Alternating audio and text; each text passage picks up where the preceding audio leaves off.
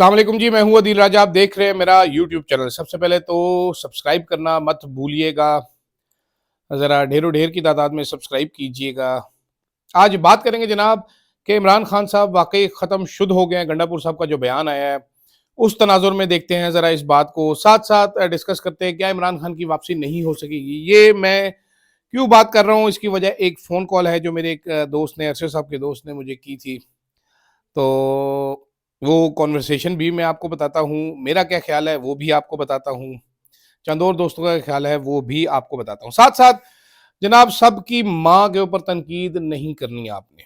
मैं बार बार आपको समझा रहा हूँ कि सबकी माँ ने पंजाब में मिल्क्स और हनीज की नहरें बहाई हुई हैं, लेकिन आप बेवकूफ़ों की तरह समझ नहीं रहे हैं। आपको कुछ समझ नहीं आ रहा, आपकी अकल काम नहीं करती, खोते खाने चली गई है। What can I do bro. और साथ पंजाब हुकूमत का एक और करप्शन स्कैंडल सामने आया है। छोटी सी करप्शन है, क्यूट सी करप्शन है, जरा आपको बताएंगे वो क्या। इससे पहले जो एक आया था स्कैंडल, वो आपको शायद याद नहीं होगा, वो इश्तिहारों की मद में था, वो इश्तिहारों के हवाले से आया था। सबसे पहले बात करते हैं जनाब, आज अफ्तारी से कुछ देर पहले मेरे एक दोस्त की कॉल आई मुझे। बड़े प्यारे दोस्त हैं, पुराने दोस्त हैं, अरशद साहब के बहुत अच्छे दोस्त हैं। इन्होंने मुझे कॉल की तो उनका कहना ये था कि जनाब क्या मिला अरशद साहब को एथिकल जर्नलिज्म करके, खड़े होकर क्या मिला? खावर घुमन जर्नलिज्म कर रहा है, क्या मिल रहा है उसको? जो टाउट है उनको तमगे मिल रहे हैं, पैसे मिल रहे हैं उनको, दफातर मिल रहे हैं उनको, चीज़ें मिल रही हैं उनको, तो हमें क्या मिला? नुकसान ही उठाया हम सब लोगों ने। बात तो बिल्कुल ठीक है। साथ उन्होंने कहा क्या हाल कर दिया गया इस मुल्क का। बिल्कुल ठीक है। किसी का घर महफूज नहीं है, महंगाई बहुत ज़्यादा है। आज मैं बात करते हुए डरता हूँ, आज तुम बात नहीं कर सकते, नौकरी से निकाल दिए जाओगे, निकाले जा चुके हो, मेहरबानी करके मुंह बंद रखो, मसले में आओगे। बहुत सारी ऐसी बातें, बहुत जज्बाती भी थे और गुस्से में भी थे बहुत। और साथ उनका ये भी कहना था कि भाईजान आप जो सूरत हाल इस टाइम देख रहे हैं, चीज़ें ये रिकन्सिलेशन वाली चीज़ें नहीं हैं, ये कबर वाली चीज़ें हैं। Imran Khan is done and dusted, Imran Khan is not coming back. ये जो राय साहब आप कहते हैं कि भाईजान ये हालात ज़्यादा अरसा नहीं चलने, जो खावर साहब कहते हैं, खावर गुमन साहब के हालात ज़्यादा अरसा नहीं चलने, ये ऐसे ही चलने हैं। ये 10 साल का मंसूबा बनाया गया है और ये इसी तरीके से चलेगा। अब भूल जाओ बस अच्छे दिनों को। अब हम थर्ड क्लास सिटीजन अपने मुल्क में करार दे दिए गए हैं, तो हम ऐसे ही रहेंगे। बात तो ठीक ही लगती है। तो मैंने उनको कहा, मैंने कहा सर देखते हैं, लेट्स सी क्या होता है।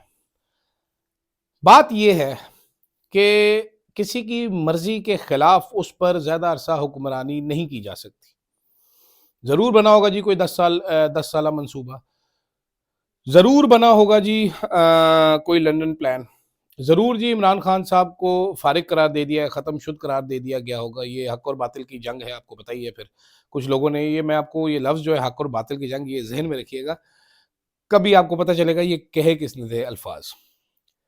लेकिन क्या वाकई ऐसा ही है? आज आप सड़कों पर निकल जाएं, खैबर से कराची तक आप जाएं, आप कैमरा नहीं होना चाहिए आपके पास। आप लोगों से जरा बात कीजिए।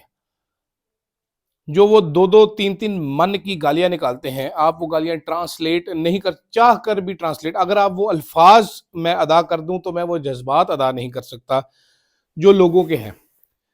यूथ का लीडर है इमरान खान, यूथ इस मुल्क में बढ़ती जा रही है, बाबे मरते जा रहे हैं, सिवाय चंद उन बाबों के जो इक़्तिदार से चिमड़े हुए हैं, बाकी बाबे तो खत्म ही हो रहे हैं, कम हो रहे हैं। यूथ बढ़ती जा रही है।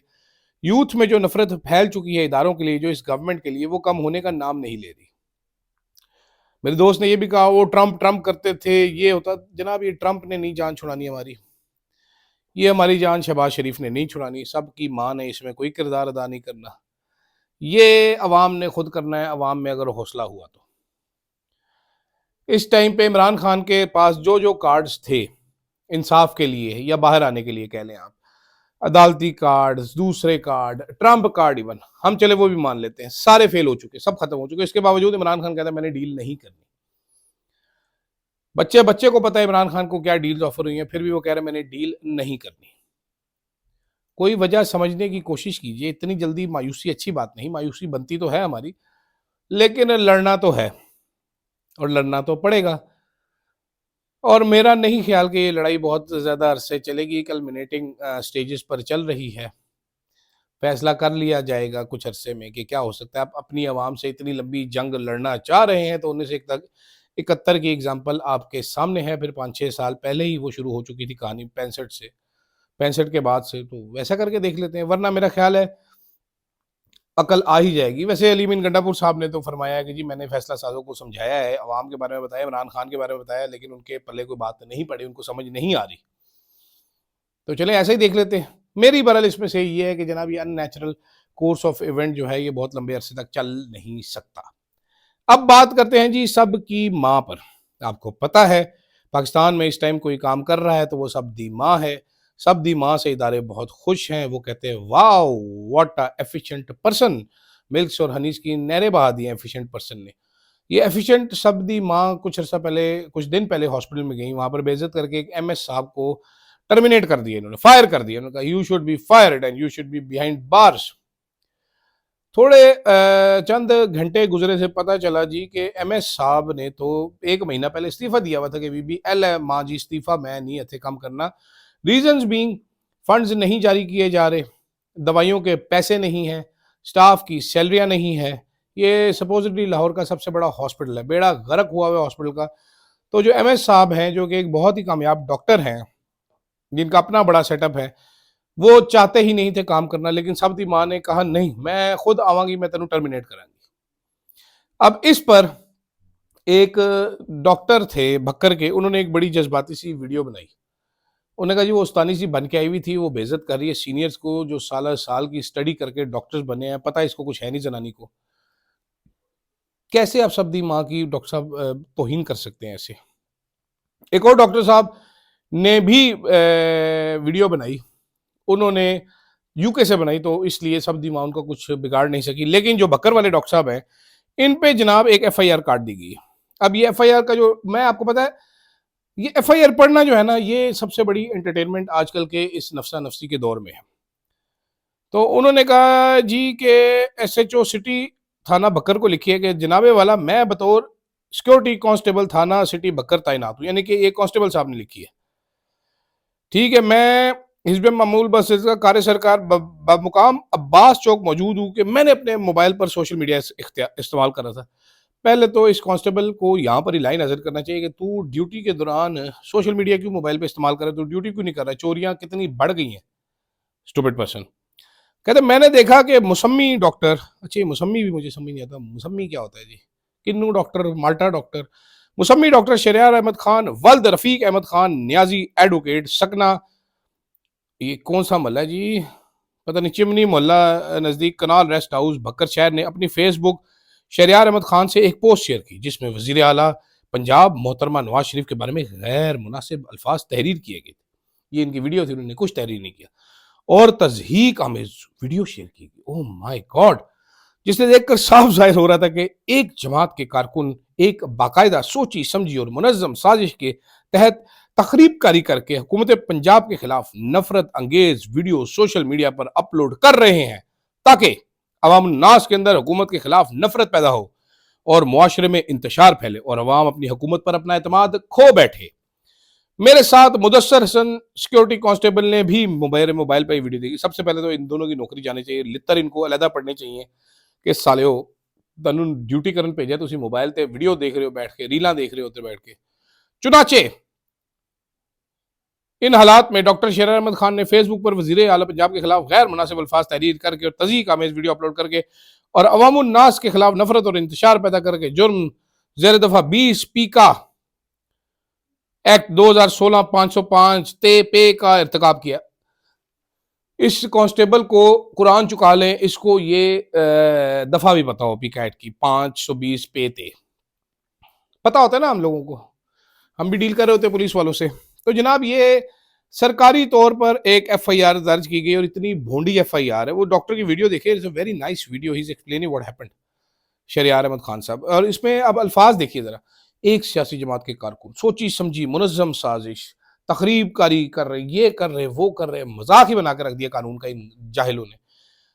हमारी पुलिस वैसे ही बहुत ही लो लेवल पुलिस है माजरत के साथ, इंटेलेक्चुअली भी और परफॉर्मेंस वाइज भी, और इस किस्म की भोंडी मजाका खेज एफआईआर करके इनका तो बेड़ा ही गर्क हो चुका है। ये पढ़ने का मकसद ये था कि आपने अगर नहीं पढ़ी तो अभी मेरे मुंह से सुने ये गोल्डन एफआईआर।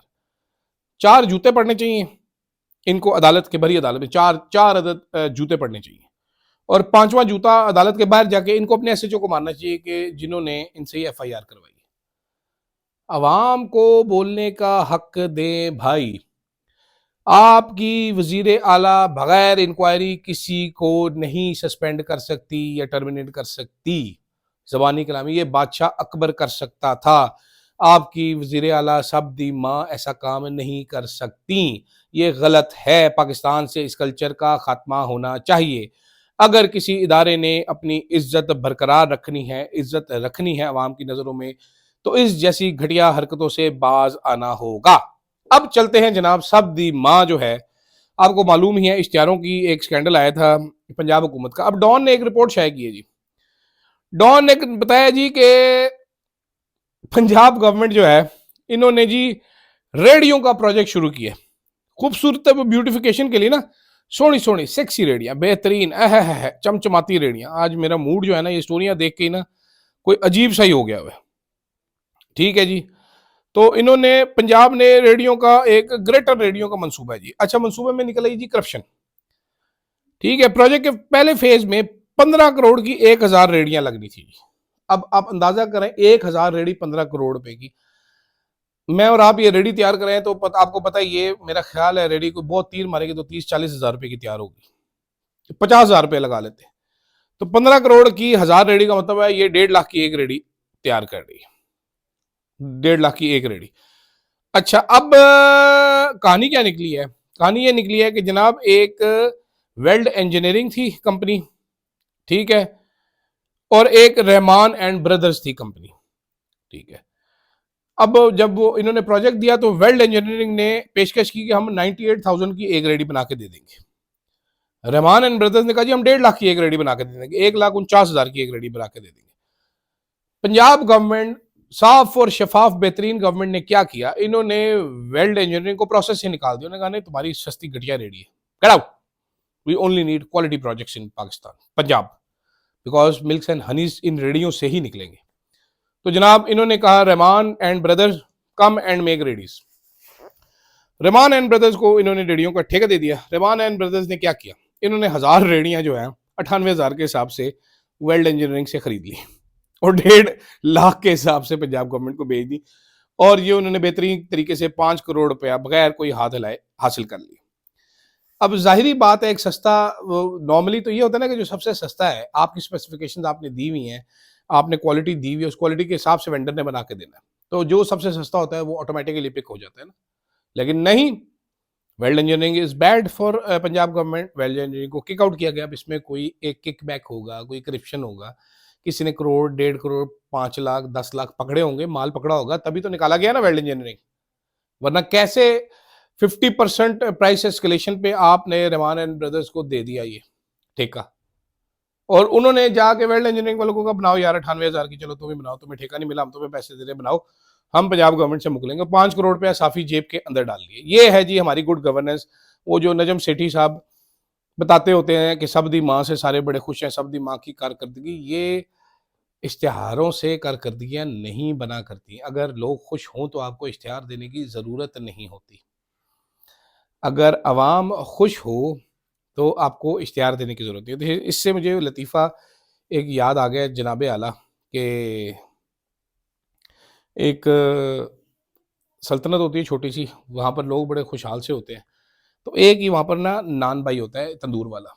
एक दिन वो बादशाह के पास जाता है, कहता है बादशाह सलामत, 5 रुपए की रोटी मैं देता हूँ, मेरा गुजारा नहीं होता, अब मैं 10 रुपए की रोटी दे सकता हूँ, मैं कम दे नहीं सकता, तो मैं रोटी करने लगो 10 रुपए की। बादशाह सलामत कहते हैं नहीं, तू रोटी कर 30 रुपए की। उन्होंने कहा बादशाह सलामत 30 रुपए की? उन्होंने कहा मैं कह रहा हूँ ना, जरा समझा कर। उन्हें जाके अगले दिन नान भाई ने रोटी कर दी थी 3 रुपये की। रोले मच गए जी, गदर हो गया शहर में।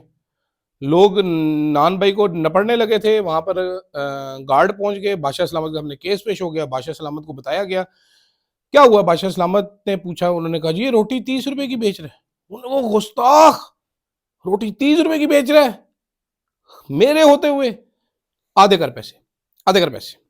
उसने जनाब कहा बादशाह सलामत, उन्होंने कहा आधे करो पैसे। उसने कहा ठीक है जी 15 रुपए की दूंगा। अवाम ने नारे मारे बादशाह सलामत जिंदाबाद, बादशाह सलामत जिंदाबाद। नॉन भाई कह रहा मैं तो 10 रुपए की करन के बादशाह ने 5 रुपए होर बता देते। उन्हें 15 रुपए की बेचनी शुरू कर दी। 3 दिन बाद एक बंदा पहुंच गया जी 5 रुपए के सामने ज़रा सेटिंग कर दो। तो ये वेल्ड इंजीनियरिंग और रहमान एंड ब्रदर और पंजाब गवर्नमेंट की कहानी है जो मैंने आपको सुनाई है। ऐसे बनते हैं कमीशन। इजाज़त दीजिएगा जनाब। अल्लाह हाफ़िज़।